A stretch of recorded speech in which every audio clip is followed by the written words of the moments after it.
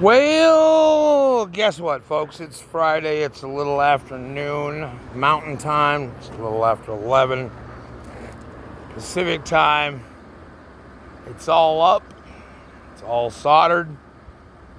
It's hooked to the back of the radio. My dad has a method to his madness, apparently. So he is taken it and hooked it right to the back of his ICOM IC 756 Pro 3. I'm kind of guessing this is one of ICOM's first radios with a scope on it. Man, it's kind of cool. It's not a waterfall display, but you can tell it's a predecessor to that. But I just found a bunch of extra wire. Look at this little mess here. Just pulled that. Just found something that was where the wire was hooked in the top of an apple tree. I yanked it up out of there. But hey, guess what? You'll recognize that from field day. The one my dad made, he made with a bad piece of coax. Well, I know that one works because I used it at field day, so we stuck it in line. We start and end right there at the tower. All right, let's see if I can get this opened up here a little bit so you can see it starts and it ends right here at the tower. Comes down, soldered together, goes in his mess in there. But I'm not sure how well I can get you a view. It does go through that mast there, but yeah, that one right there in the center. That's zoomed as far as my camera will zoom. But that one you see back there behind that pear tree, it goes that far back and then comes all the way forward. There is, well, here, folks, 500 foot of wire. And then right here, I soldered on an extra, probably 10 feet down to there. So we're going to call it about 510 feet of wire. And I think Dad's going to need to shorten it up a bit. Let me see if I can turn this thing around. Can you see me? No, No, that's the doggone, nope, I can't. Anyway. Oh, here, you can look at all the bugs that I have to wash off when I get to the gas station. Anyway, I was trying to figure out from the experiment of, yeah, no, it doesn't say there's a way. Oh, I wonder if I can pause. No, I hit pause and there's still no way to turn it around. Anyway, here, you can look at, let's see. Let's give you a map to look at. Huh? And then let's expand this map out a ways. Jonathan, good grief, where's Jonathan at? Island Road. There you go. Yeah, we're at the end of Island Road. We're heading facing the railroad tracks, it says. Anyway, there's 510 feet of wire, and when I did the math, to get 3.8 megahertz, and you gotta be asking yourself, why in the world did this crazy nut build an antenna for 160 meters? Well,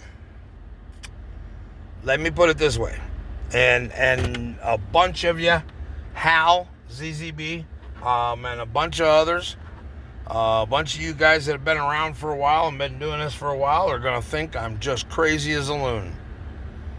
Those of you that haven't been around are probably going to listen to this and go, well, that sounds kind of far-fetched, but maybe it'll work. Trust me, it does. It's the reason I did it. My experiment at field day with that 80 meter full wavelength 80 meter magnetic horizontal loop antenna worked its finest on 40. My off-center fed DX80 at home, that's my base antenna, says it does 80 through whatever, and it's called a DX80, and it's a half wavelength of 80 meters. Works best on 40. So, because my dad doesn't do a lot of HF work, but really likes the nets, and especially the OEN, the Oregon Emergency Net. My dad lives in Idaho, and he is a lifetime voting member of the Oregon Emergency Net. All right? That's how much time my dad spends on 80 meters. So, if I want an antenna, and this is just my personal experience again, if I want an antenna that just kicks tail and takes names on 80 meters, I need to build twice that. So that's why I built the 160 meter antenna. And the math says that at 3.9 megahertz, okay, let's see, there's nets on 3925, 3968, 3970, and then 3980. 3980 being where the Oregon Emergency Net is. Every night of the week, 7 nights a week, just like the District 1 Aries Net. The Oregon Emergency Net is on 7 nights a week, 365 days a year, at 6 p.m. Pacific time, 7 p.m. Mountain time, which is where my dad is. So at 7 p.m. every night, I'm going to let you watch this tractor drive by. My dad would get out there on the HF radio and check into the Oregon Emergency Net. You know what? Here, let me show y'all something. Because I know you guys think you're professional radio operators and you guys are all this and all that. Let's see. 1, 2, 3, 4, 5, 6, 7, 8, 9, 10, 11, 12, 13, 14, and 2 little miniature something or others over there. Batteries. Dad needs to do some maintenance. I see some corrosion. They're all dusty. I drug his air compressor over here for him. So hopefully he gets busy and does it. But you want to talk about a battery backup, folks. Let the power go out. And you will still hear my dad on the radio. Not to mention 2 Honda EU 2000s parallel together. So, yeah. Yep. If you want to run it, my old man will run it, that's for sure. But anyway, yeah. So there's a battery backup. There's the antenna. And that's only like, I'm using maybe, oh shoot. See, wow. And they live right on the tracks. Yep. But this train here is the one that comes across all the way across I-84 from Portland. And I'll show you this. They go full. See those? See all that lumber? They go east full, and all those lumber cars come back empty from the mills. But anyway, so get in here where I can hear myself think. I'm only using about, I want to say, an acre and a half or so of the 4.7 acres that is here on the farm. It's actually 5 1/4, but by the time you subtract for the railroad right away and the Idaho power high tension lines that in a previous video I showed you go through the middle of my sister's horse pasture. Time you subtract all of that, it's, it goes from 5 1/4 down to 4.7 in a hurry, because everybody's got their finger in the pie. Oh, there's more lumber. I'm telling you, and there goes new cars. We unload a lot of those there in Portland, and there's 2 engines at the end of the train. Anyway, it's done, it's up, it's wired, it's inside the house, it's hooked to the back of the radio. My dad has his own little method and madness to tuning and finding the sweet spots, finding those resonant points. I don't have a nano VNA, or I would have done it, I'd have sat right here and done it. But since I don't, and my dad's got a method to his madness, I'm just going to let him do it. I mean, good grief, he's got an MFJ Versatuner 2 that's almost as big as his radio is. I mean, the thing's massive. So I have no doubt that he'll tune it in someplace. But it's done, it's up. The puppy dogs and I are ready to go home and sleep in our own bed. Huh, girls? Yes. Oh, that's the girls. Oh, here. I could probably shrink that back down. Yes, that's the girls. Huh, Ash? Yeah.